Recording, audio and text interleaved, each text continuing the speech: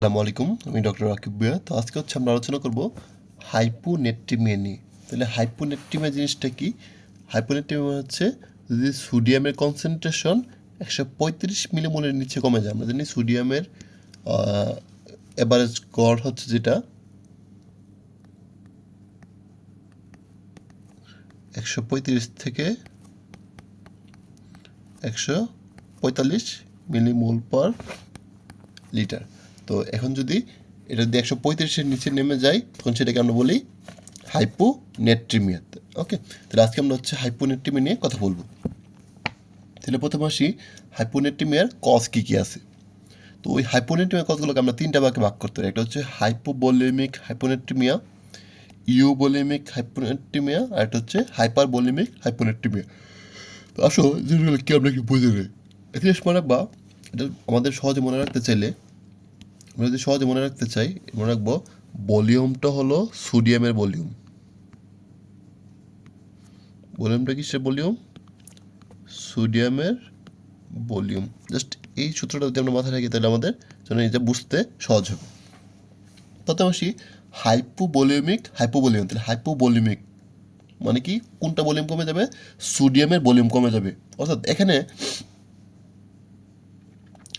দেখো, সোডিয়াম এবং ওয়াটার দুইটাই লস হচ্ছে, বাট এখানে কি হবে?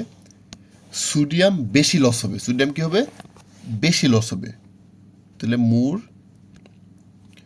Sodium loss. অর্থাৎ এখানে পানিও লস হচ্ছে, সোডিয়ামও লস হচ্ছে, বাট তাও কেন হাইপোনেট্রিমিয়া হচ্ছে? কারণ যে পরিমাণ পানি লস হচ্ছে তার থেকে বেশি সোডিয়াম লস হচ্ছে এই কোষগুলোতে। ওকে, এই জন্য কী হবে? তুলনামূলকভাবে পানি থেকে সোডিয়াম বেশি লস হওয়াতে কী হচ্ছে? হাইপোনেট্রিমিয়া ডেভেলপ করবে। তাহলে এবার আমরা কজগুলো দেখি। এক নম্বর যেটা, সেটা হচ্ছে রেনাল সোডিয়াম লস। তারপর হচ্ছে অ্যাড্রিনোকর্টিক্যাল ফেইলর। তারপর হচ্ছে জিআইটি সোডিয়াম লস আর স্কিন সোডিয়াম লস। তাহলে দেখো সোডিয়ামটা কয় দিক দিয়ে লস হচ্ছে? রেনাল দিয়ে, জিআইটি ট্র্যাক দিয়ে, স্কিন দিয়ে। ওকে, অবশ্য রেনাল সোডিয়াম লস কীভাবে হতে পারে? এটা হচ্ছে ডায়ুরেটিক্স। কীভাবে? ডায়ুরেটিক্স থেরাপি, স্পেশালি কোনো থায়াজাইড। থায়াজাইডে কী হয়? বডি থেকে মূল সোডিয়াম লস হয়ে যায়, অর্থাৎ সোডিয়াম রিঅ্যাবজর্পশন হতে পারে না। এই জন্য কী হয়? সোডিয়াম হচ্ছে বডি থেকে এক্সক্রিট হয়ে যায়। ওকে, তারপর আসো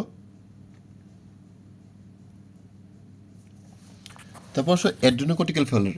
অ্যাড্রিনোকর্টিক্যাল ফেলিওরে কী হচ্ছে? অ্যাড্রিনোকর্টিক্যাল ফেলিওরে হচ্ছে আমাদের অ্যাড্রিনাল কর্টেক্স থেকে অ্যালডোস্টেরন আসতে পারে না, তাই না? অ্যালডোস্টেরন আসতে পারে না। তো অ্যালডোস্টেরন যেহেতু আসতে পারতেছে না, অ্যালডোস্টেরনের কাজ কী ছিল? সোডিয়ামকে রিঅ্যাবজর্পশন করা। তাহলে যেহেতু অ্যাড্রিনোকর্টিক্যাল ফেলিওর, এই জন্য কী হবে? Decrease aldosterone. Decrease aldosterone. তাহলে অ্যালডোস্টেরন যদি কমে যায় তাহলে কী হবে? Decrease sodium reabsorption.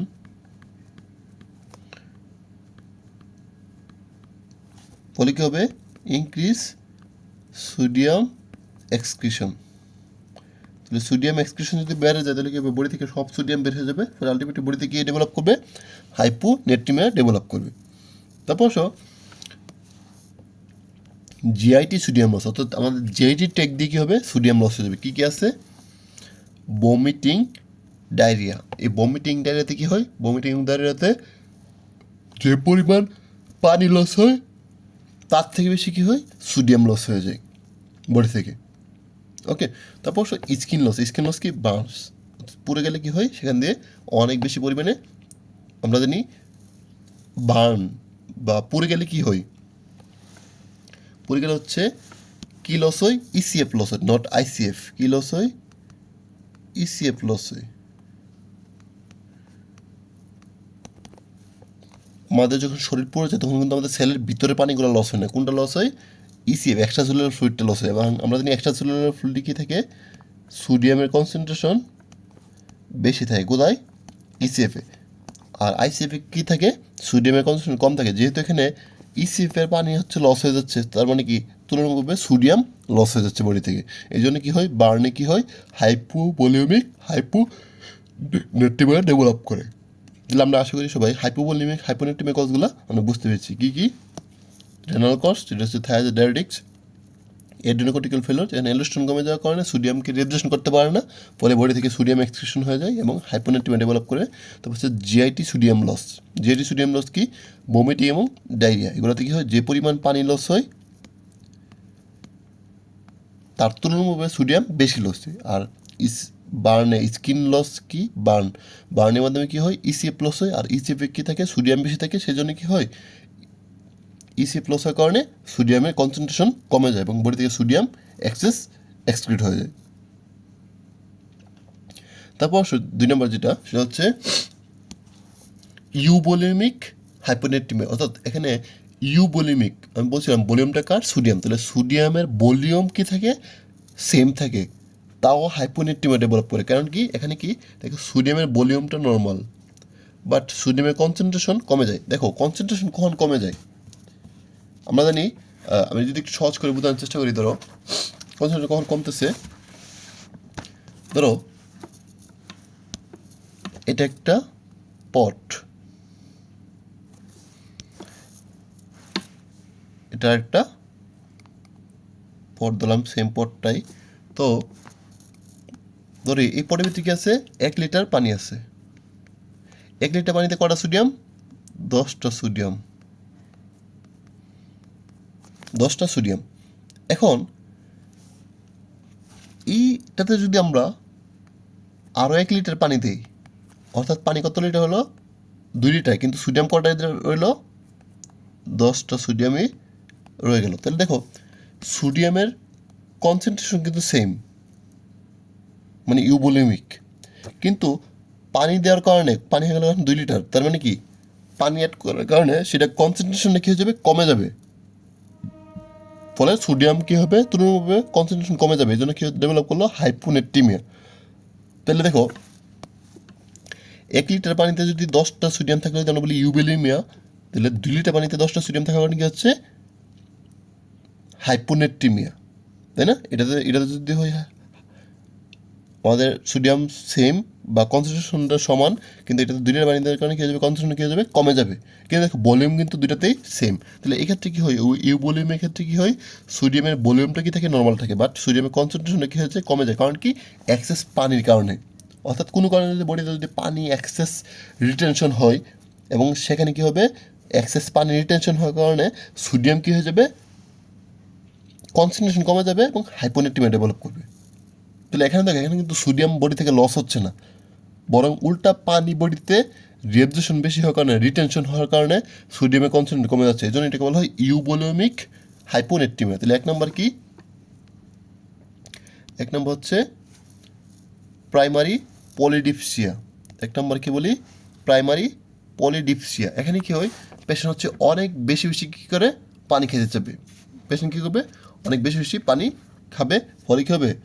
পানির কনসেন্ট্রেশন, পানির ভলিউম বেড়ে যাবে এবং সোডিয়ামের কনসেন্ট্রেশন তুলনামূলকভাবে কমে যাবে।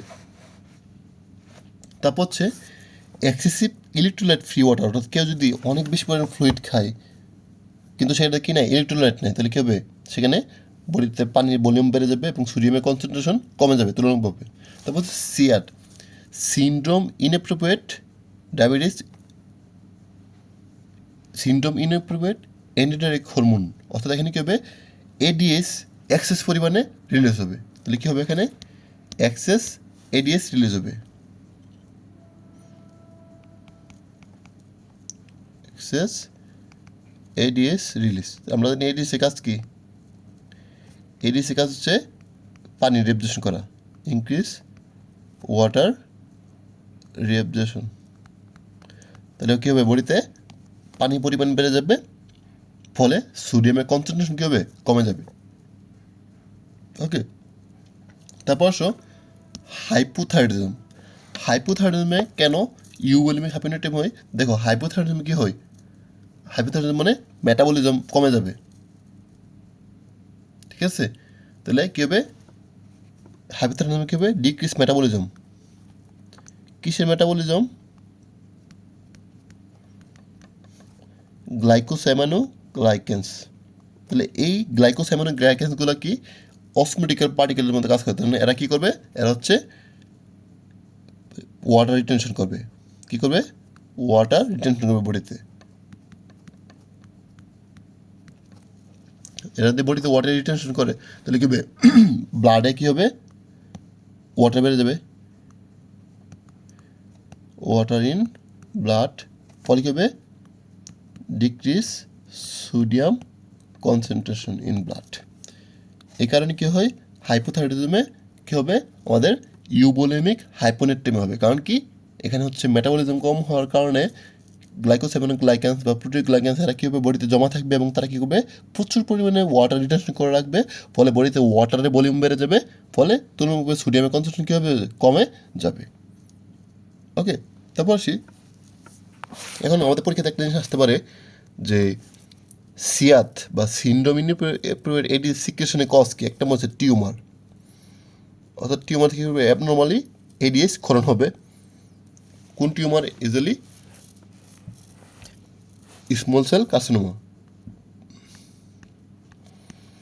Small cell carcinoma. তারপর আসি সেন্ট্রাল নার্ভাস সিস্টেমের ডিসঅর্ডার কী কী। সেন্ট্রাল নার্ভাস সিস্টেম ডিসঅর্ডার কী আছে? স্ট্রোক, ট্রমা, ইনফেকশন, সাইকোসিস, পরফাইরিয়া। দেখো এখানে স্ট্রোক এবং ট্রমা, এটাতে কি হয়, স্ট্রোক এবং ট্রমাতে কি হয়,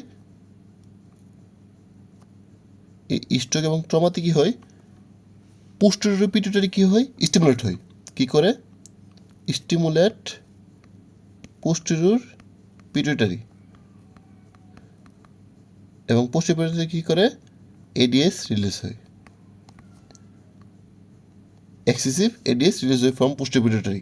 ফলে এডিএস কি করে, এডিএস হচ্ছে ওয়াটার রিটেনশন করে,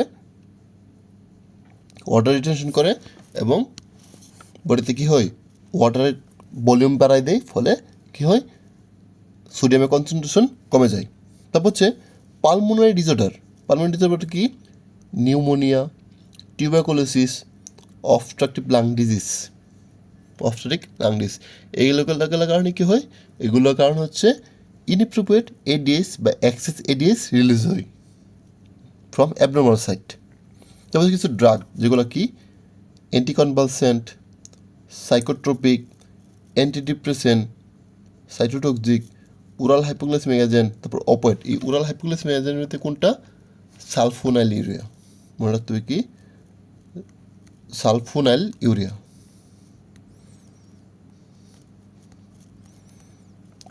সালফোনাইল ইউরিয়াটা মেনলি কী করে, আমাদের সিয়াট বা সিন্ড্রোম ইনঅ্যাপ্রোপ্রিয়েট এডিএস রিলিজ করে। তারপর হচ্ছে কিছু ইডিওপ্যাথিক কজ। তাহলে এই কজগুলোতে কী হয়, আমাদের ইউবোলিউমিক হাইপোনেট্রিমিয়া ডেভেলপ করে। ওকে, তারপর আসি হাইপার ভলিউমিক হাইপোনেমিয়া। তাহলে হাইপার ভলিউমিক মানে কি? হাইপার ভলিউমিক মানে হচ্ছে সোডিয়ামের ভলিউম কী হয়ে যায়, বেশি থাকা সত্ত্বেও কী হচ্ছে, হাইপোনেট্রিমিয়া হচ্ছে। সোডিয়ামের ভলিউম বেশি থাকা সত্ত্বেও কী হচ্ছে, হাইপার ভলিউমিয়া হচ্ছে। ব্যাপারটা কেমন? ব্যাপারটা হচ্ছে, দেখো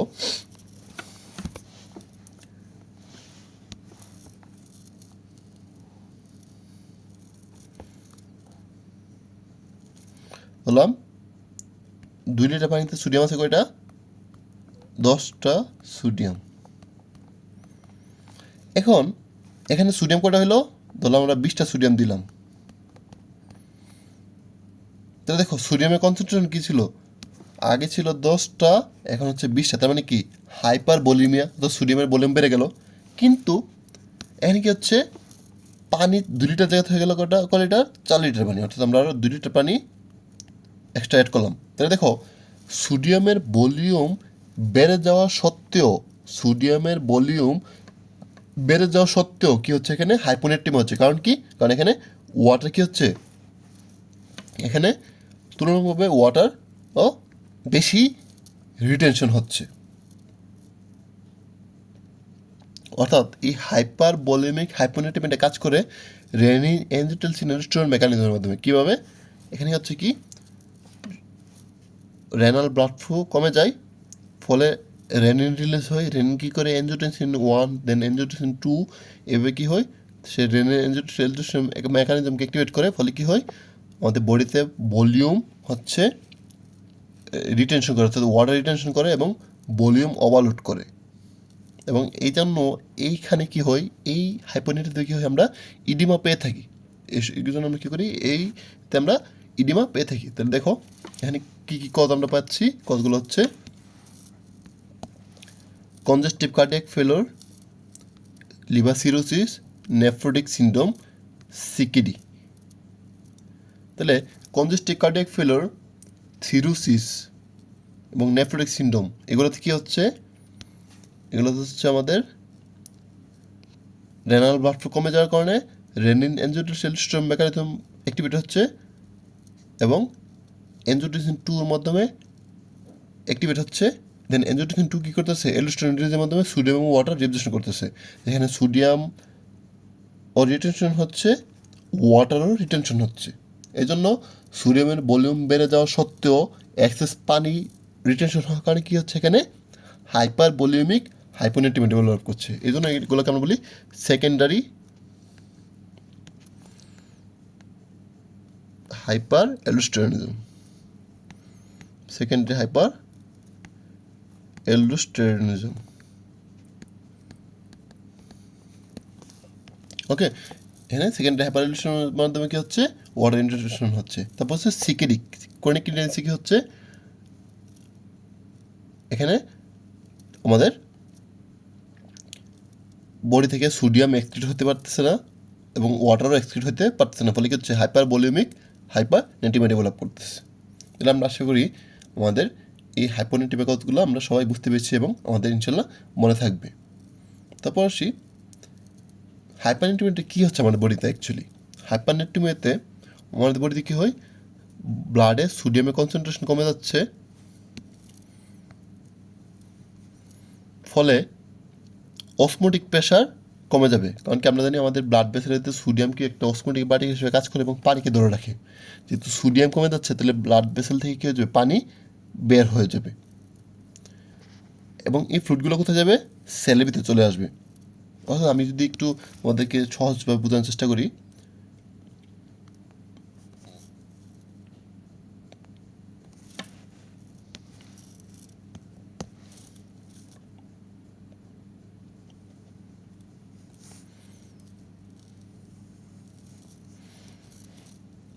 ধরলাম আমাদের ব্লাড ভেসেল,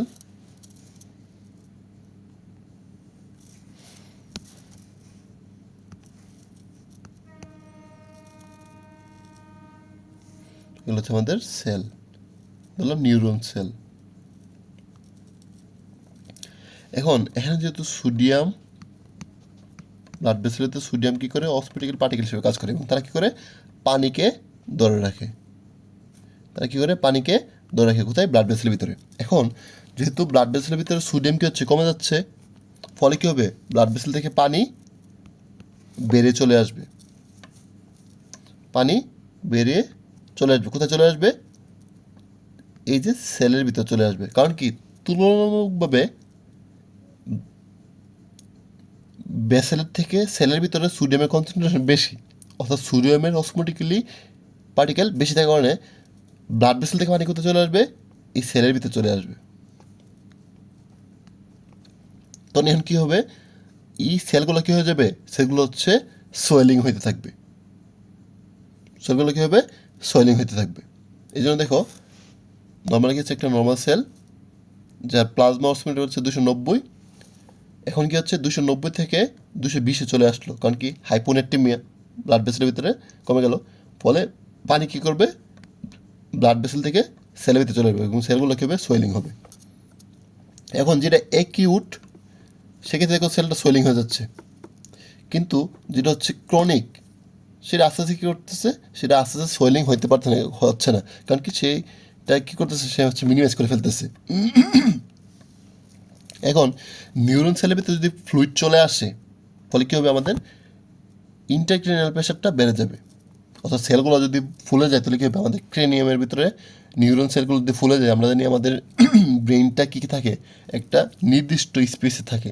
এখন যদি সে এখানে সেলগুলো যদি ফুলে যায় তখন কী হবে, ইন্ট্রাক্রেনিয়াল প্রেশার বেড়ে যাবে, ফলে ব্রেনে কী হবে, ব্লাড ফ্লো কমে যাবে, কারণ কি ব্লাড ভেসেলগুলোকে তারা কম্প্রেস করবে, চাপ দিবে, ফলে কী হবে, আমাদের ব্রেনে ব্লাড ফ্লো কমে যাবে এবং কী ডেভেলপ করে, ইস্কিমিয়া।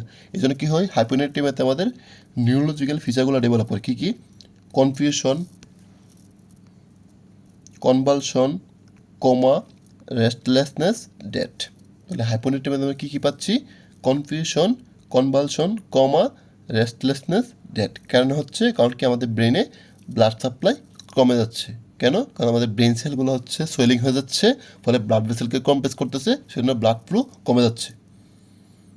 ওকে, তাছাড়াও তোমরা যদি এটা মনে রাখতে চাও, হাইপোনেট্রিমিয়া সাইন সিমটমগুলো সল্ট লস দিয়ে আমরা মনে রাখি, seizure, abdominal cramp, lethargy, tendon reflex decrease, loss of urine appetite, orthostatic hypotension, shallow respiration. কারণ কি এখানে কী হয়, স্কেলেটাল মাসল কী হয়ে যায়, উইকনেস হয়ে যায়, এবং স্পাজমোদা মাসল। তাহলে এগুলো মনে রাখলে পারো, না রাখলে খুব একটা সমস্যা নেই। তারপর আমরা ইনভেস্টিগেশন, আমরা কী করবো, কী ইনভেস্টিগেশন করবো, আমরা প্লাজমা ইলেকট্রোলাইট দেখবো, দেখবো যে সোডিয়ামের কনসেন্ট্রেশন কেমন হচ্ছে। তারপর আমরা প্লাজমা অসমোলারিটি দেখবো, এখানে কী হবে, অবশ্যই সোডিয়ামের ইলেকট্রোলাইট করলে আমরা দেখবো যে সোডিয়ামের কনসেন্ট্রেশন কমে যাচ্ছে, এবং অসমোলারিটি কী হবে, ডিক্রিজ অসমোলারিটি, যেহেতু সোডিয়াম লস হয়ে যাচ্ছে, সোডিয়াম কম, মানে কী হবে, প্লাজমা অসমোলারিটি কমে যাবে। এবার ইউরিন ইলেকট্রোলাইট করলে আমরা কী দেখবো, যে ইউরিনে সোডিয়ামের কনসেন্ট্রেশন বেশি, তাহলে আমরা কী পাবো, সোডিয়ামে ইউরিনের কনসেন্ট্রেশন বেশি, অর্থাৎ ইউরিন দিয়ে কী হবে, সোডিয়াম কনসেন্ট্রেশন ক্রস করবে, পার হবে, এই জন্য আমরা ইউরিনে ইলেকট্রোলাইট আমরা বেশি পাবো, এবং অসমোলারিটি, ইউরিন অসমোলারিটি আমরা কী পাবো, বেশি পাবো। ওকে, আমরা এই ইনভেস্টিগেশনগুলো আমরা করে থাকবো। তারপর সে ট্রিটমেন্ট, তো আমাদের জানতে হবে আমাদের যে হাইপোনেট্রিমিয়ার ট্রিটমেন্টটা কতগুলো ফ্যাক্টরের উপর ডিপেন্ড করে, কী কী, একটা হচ্ছে রেট অফ ডেভেলপমেন্ট, কত দ্রুত ডেভেলপ করতেছে, তারপর হচ্ছে সিভিয়ারিটি, সিভিয়ারিটি কেমন তার উপর, তারপর হচ্ছে প্রেজেন্স অফ সিমটমস আছে কি নাই তার উপর ডিপেন্ড করবে, তারপর হচ্ছে আন্ডারলাইং কজ, অর্থাৎ আন্ডারলাইং কী কী কজ আছে তার উপর ডিপেন্ড করবে। তাহলে প্রথমে আসি রেট অফ ডেভেলপমেন্ট। এখন যদি এটা যদি অ্যাকুইট কেস হয়, তাহলে আমরা কী দেবো, 3% সোডিয়াম ক্লোরাইড, অর্থাৎ হাইপারটোনিক সলিউশন। আর যদি ক্রনিক হয়, তাহলে আমরা কী দেবো, 0.9% সোডিয়াম ক্লোরাইড, অর্থাৎ যেটা হচ্ছে নর্মাল স্যালাইন। তাহলে কী বললাম, এক নম্বর হচ্ছে অ্যাকুইট এবং ক্রনিক। যদি অ্যাকুইট হয়, আমরা যদি ছবিটা দেখি, দেখো এই অ্যাকুইট ক্ষেত্রে কী হচ্ছে, আমাদের সেলটা সোয়েলিং হয়ে যাচ্ছে, কারণ কি এখানে আমাদের বডি যেহেতু হঠাৎ করে সোয়েলিং হচ্ছে, এই জন্য আমাদের বডি কী করতেছে না, কম্পেনসেট করতে পারতেছে না। কিন্তু যেটা স্লোলি ডেভেলপ হচ্ছে হাইপোনেট্রিমিয়া, এখানে কী হচ্ছে, আমাদের বডি সেটাকে কম্পেনসেট করে ফেলে, সেজন্য কী হয়, সেলের কোনো শেপে চেঞ্জ হয় না। এই জন্য অ্যাকুইট ক্ষেত্রে আমরা কী দিব, অ্যাকুইট ক্ষেত্রে আমরা দেব 3% সোডিয়াম ক্লোরাইড, আর ক্রনিকের ক্ষেত্রে আমরা কী দিব, 0.9% সোডিয়াম ক্লোরাইড, যেটা হচ্ছে নর্মাল স্যালাইন। ওকে, তারপর আসি সিভিয়ারিটির উপর ভিত্তি করে আমরা কীভাবে ট্রিটমেন্ট করবো, মাইল্ড, মডারেট, সিভিয়ার। তাহলে মাইল্ড কখন বলবো, আমরা বলছিলাম যদি 135-এর নিচে হয় সোডিয়াম, সেটাকে আমরা বলি হাইপোনেট্রিমিয়া। এখন যদি 135 থেকে 130 হয়, সেটাকে আমরা বলি মাইল্ড হাইপোনেট্রিমিয়া। সেক্ষেত্রে আমরা কী দিব, ওরাল সোডিয়াম ক্লোরাইড, অর্থাৎ সোডিক্লোর ট্যাবলেট যেটা আছে আমরা সেটা দিব। আমরা ওয়ার্ডে কী হিসেবে দিয়ে থাকি এগুলোকে, সোডিক্লোর ট্যাবলেট সোডিক্লোর। আমরা লবণ খাইতে বলবো, ওকে, বেশি করে লবণ খাইতে বলবো। তারপর দেবো মডারেট কত, 130 থেকে 125, অর্থাৎ 125 থেকে 130। এখানে আমরা কী দিব, এখানে আমরা তাকে হচ্ছে আইবি সোডিয়াম ক্লোরাইড, অর্থাৎ 0.9% সোডিয়াম ক্লোরাইড আমরা তাকে দিব ইন্টারভেনাসলি। তারপর হচ্ছে সিবিআর ক্ষেত্রে কত, 125 নিচে চলে আসতে, তাকে আমরা বলি সিবিআর, সেখানে আমরা কী দিব, 3% সোডিয়াম ক্লোরাইড। এখন এই যে আমরা যে আইবি 0.9% সোডিয়াম ক্লোরাইড দিচ্ছি, কতটুকু দিব, বেশি দিলে তো আবার হাইপারনেট্রিমিয়া ডেভেলপ করে যাবে। এটাকে আমরা হিসাব করি কীভাবে, টোটাল সোডিয়াম ডেফিসিট যে সূত্র এর মাধ্যমে, এটা কি 0.6 into body weight into desire sodium minus actual sodium.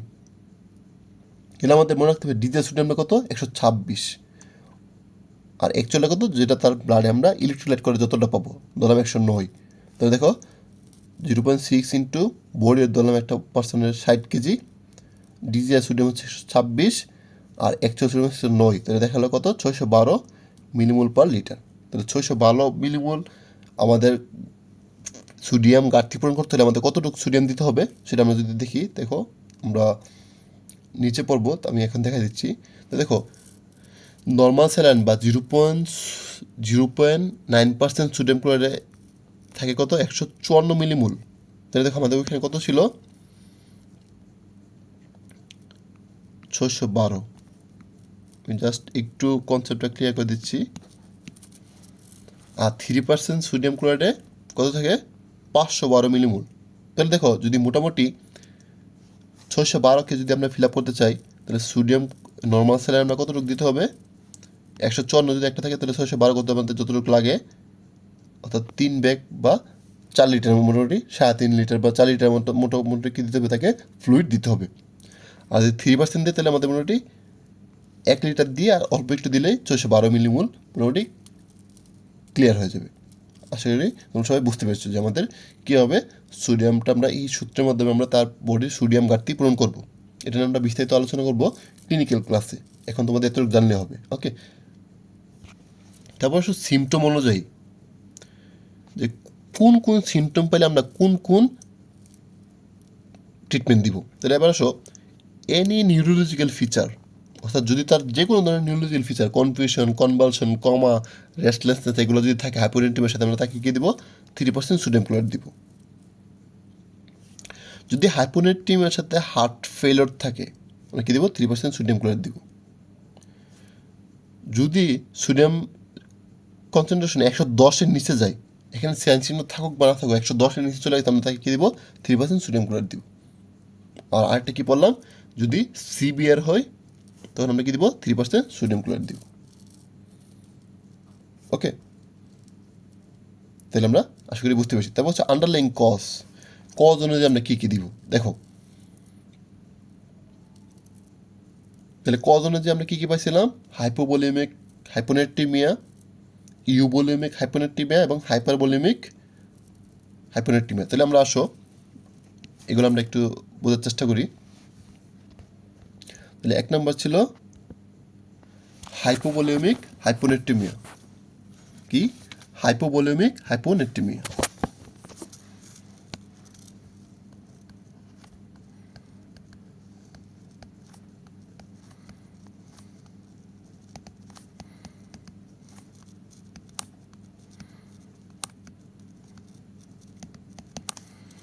এখানে আমরা কী দেবো, এখানে আমরা তাকে হচ্ছে যেহেতু সোডিয়াম হচ্ছে কমে যাচ্ছে, কনসেন্ট্রেশন কমে যাচ্ছে, এই জন্য আমরা কী দিব তাকে আমরা হচ্ছে সোডিয়াম মুখে খাইতে বলবো আর ওয়াটার রেস্ট্রিকশন করে দেবো। কী দিব আমরা তাকে বলবো যে সোডিয়াম খাওয়ার জন্য এবং কী বলবো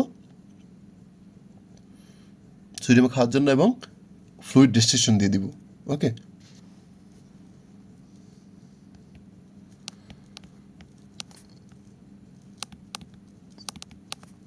ফ্লুইড রেস্ট্রিকশন।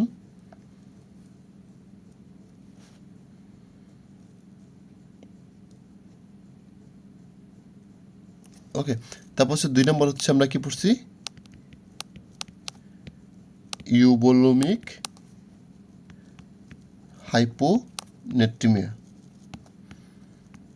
ইউভলিমিক হাইপোনেট্রিমিয়া ক্ষেত্রে আমরা কি দিব, এখানে হচ্ছে আমরা তাকে যেহেতু ইউভলিমিক হাইপোনেট্রিমিয়া দিকে হচ্ছে এক্সেসিভ এডিএস রিলিজের কারণে কি হচ্ছে তার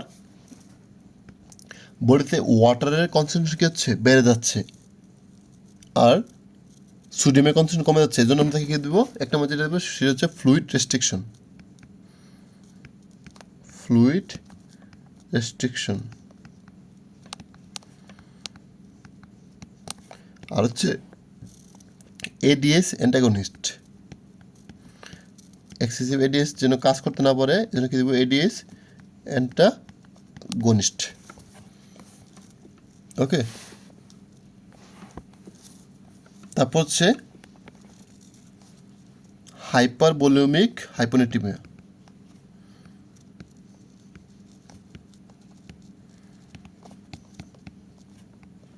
হাইপারবোলিমিক হাইপোনেট্রিমিয়া, এক্ষেত্রে আমরা কি দিব? এক্ষেত্রে দেখা যাচ্ছে আমরা ফ্লুইড রেস্ট্রিকশন দিব,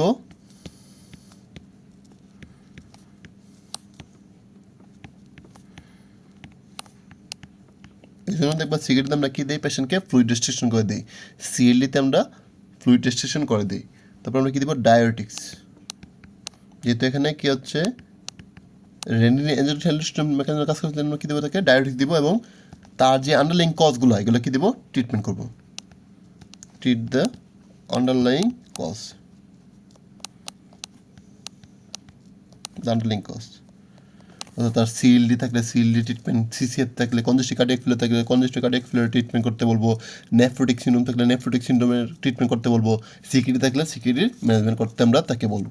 তাহলে এই ছিল আমাদের হাইপোনেট্রিমিয়ার কথাবার্তা। আশা করি তোমরা সবাই বুঝতে পেরেছো, এগুলো তার কারো সমস্যা হওয়ার কথা না। এবার আমরা এখানে কী কী বাইবা কোশ্চেন ছাড়া ধরতে পারি আমরা দেখে নিই। একটা মধ্যে যেটা হচ্ছে সিউডো হাইপোনেট্রিমিয়ার কজ, অর্থাৎ এখানে হাইপোনেট্রিমিয়ার মতো মনে হবে বাট অ্যাকচুয়ালি হাইপোনেট্রিমিয়ার না। কী কী? একটা হচ্ছে হাইপারলিপিডিমিয়া, একটা হচ্ছে হাইপার প্রোটিনিমিয়া। এগুলো থেকে আমরা সিউডো হাইপোনেট্রিমিয়া আমরা পেয়ে থাকি। তারপর হচ্ছে ট্রানজিয়েন্ট হাইপোনেট্রিমিয়া। ট্রানজিয়েন্ট হাইপোনেট্রিমিয়া কোথায় কোথায় আমরা পাই? একিউট হাইপারগ্লাইসিমিয়া আছে মেনিটল ইনফিউশন, এই দুই ক্ষেত্রে আমরা কী পাই? ট্রানজিয়েন্ট হাইপোনেট্রিমিয়া আমরা পেয়ে থাকি। তারপর হচ্ছে স্যার কোশ্চেন ধরতে পারে যে তুমি 3% সোডিয়াম ক্লোরাইড দিবা, এটা কীভাবে দিবা? বলতে হবে স্যার ভেরি স্লোলি ইন মাইক্রোবোরের সেট। এগুলোকে আমরা কী করবো? মাইক্রোবোরের সেটের মাধ্যমে ভেরি স্লোলি দিতে হবে। তারপর স্যার বলতে পারে যদি তুমি র্যাপিডলি কারেকশন করো বা র্যাপিডলি দিয়ে দাও তাহলে কী হতে পারে? স্যার পন্টাইন মাইলোলাইসিস হতে পারে। পন্টাইন মাইলোলাইসিস কী হবে? দেখো যদি আমরা র্যাপিডলি তাকে 3% সোডিয়াম ক্লোরাইড দিই তাহলে কী হবে? ইসিএফের অসমোলেটে কী হয়ে যাবে? বেড়ে যাবে। ফলে ওয়াটার কী করবে? সেল থেকে ব্লাডে উল্টা চলে আসবে, তাই না? ব্যাপারটা যে আমি একটু তোমাদের বুঝাই, এটা খুবই গুরুত্বপূর্ণ কোশ্চেন, একটু সময় লাগলে আমাদের বোঝা উচিত। বললাম এটা আমাদের ক্যাপিলারি এবং তার আশেপাশে কি আছে? সেল, তাই না? তো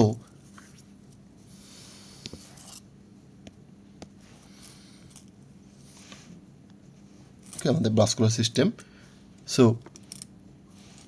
যেহেতু হাইপোনেট্রিমিয়া ছিল এই জন্য আমাদের এখানে কী হয়েছিল? সেলের ভিতরে কী হয়েছিল? সব ব্লাড এসে ওয়াটার এসে জমা ছিল, তাই না?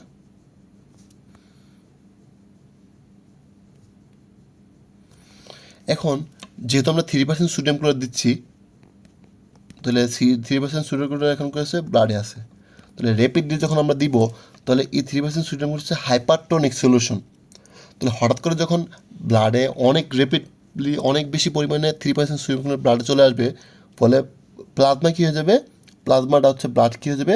হাইপারটনিক হয়ে যাবে। ফলে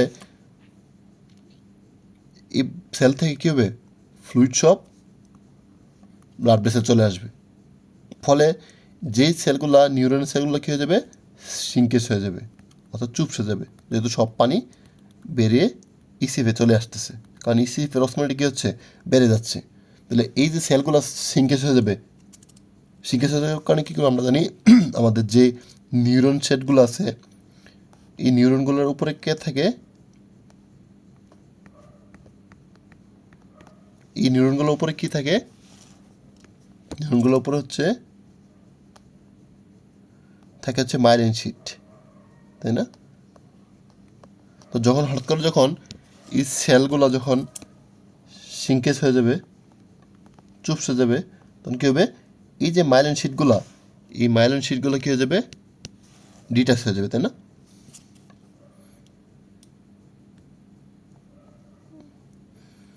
মাইলিন শিটগুলো কী হয়ে যাবে? ডিটাচ হয়ে যাবে। কারণ কি? কারণ এই নিউরন সেলগুলো কী হচ্ছে সিঙ্কেজ হয়ে যাচ্ছে। তাহলে এই যে মাইলিন শিটগুলো ডিটাচ হয়ে গেল, এই ডিটাচ হয়ে যাওয়া মাইলিন, তখন আমরা বলি মাইলিনোলাইসিস। মাইলিন শিটগুলো লাইসিস হয়ে যাবে। এই জন্য আমরা কি করি না, হাইপোনেট্রিমিয়া পেশেন্টদেরকে তার হাইপোনেট্রিমিয়াটা র্যাপিডলি কারেকশন করে না, করলে কী হবে, পন্টান মাইলিনোলাইসিস হয়ে থাকে। ওকে, আশা করি তোমরা সবাই জিনিসটা বুঝতে পেরেছো। তাহলে আমরা আগে বলে আসছি যে সোডিয়াম কোণের কি নর্মাল স্যালাইন বা 0.9% কত থাকে 154, তাহলে 3% কত থাকবে 512। কী হবে দেখো, 0.9% কত থাকে 154, সুতরাং একে কত থাকে, সুতরাং 3-তে কত থাকে 3, 0.9%। তাহলে হিসাব করে দেখা যাচ্ছে মোটামুটি 512 বা 513 মিলিমোল পার লিটার। ওকে, তাহলে আমরা যদি 1 লিটার 3% সোডিয়াম ক্লোরাইড দিই, তাহলে আমরা কতটুকু সোডিয়াম কারেকশন করতে পারবো, 512 মিলিমোল সোডিয়াম আমরা কী করতে পারবো, তাকে কারেকশন করতে পারবো। আর যদি 1 লিটার নর্মাল স্যালাইন দিই, তাহলে তার কতটুকু সোডিয়াম কারেকশন হবে, 154 মিলিমোল সোডিয়াম তার কারেকশন হবে। তাহলে এই ছিল আমাদের হাইপোনেট্রিমিয়া নিয়ে আলোচনা, যদিও অনেক বড় লেকচারটা হয়ে গেল, বাট এখানে বুঝে পড়লাম জিনিসগুলো খুবই ইজি। তো তোমাদের সবাইকে অনেক ধন্যবাদ। আসসালামু আলাইকুম।